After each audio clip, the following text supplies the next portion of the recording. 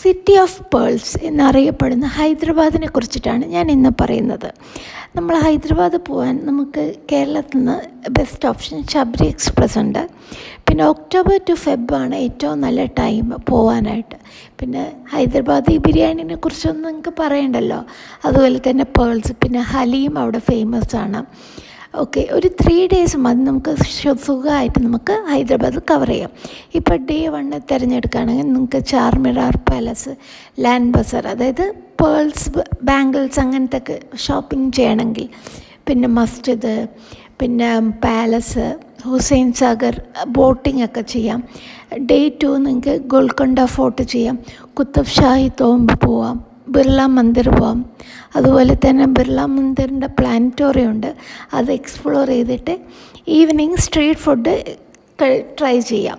Okay, അല്ലാതെ നിങ്ങൾക്ക് അവിടുന്ന് ബിരിയാണി കഴിക്കാം. അവിടുത്തെ ഒന്ന് ഫേമസ് ബിരിയാണിയാണ് നായബ് ഹോട്ടലിലെ ബിരിയാണി, ആൻഡ് അവിടുത്തെ ഹലീമും ഫേമസ് ആണ്. പിന്നെ പാരഡൈസ് ഹോട്ടലിലെ ബിരിയാണി ഫേമസ് ആണ്. അങ്ങനെ കുറേ ബിരിയാണി ഫേമസ് ഉണ്ട് ഹൈദരാബാദിൽ, അത് നിങ്ങൾ നോക്കി തിരഞ്ഞെടുക്കുക.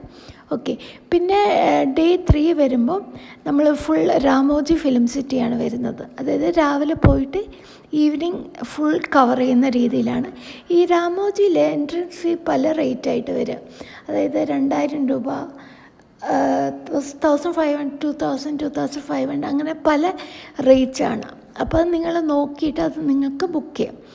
ഇപ്പം നിങ്ങളൊരു ബഡ്ജറ്റ് ട്രാവലർ ആണെങ്കിൽ, ഒരു ഹോസ്റ്റൽ അങ്ങനെ ആണെങ്കിൽ ഒരു 6000 to 7000 വരെ ആകാം. പിന്നെ അല്ലാതെ കുറച്ച് 3 സ്റ്റാർ ആണെങ്കിൽ 15,000 ആവാം. So thank you.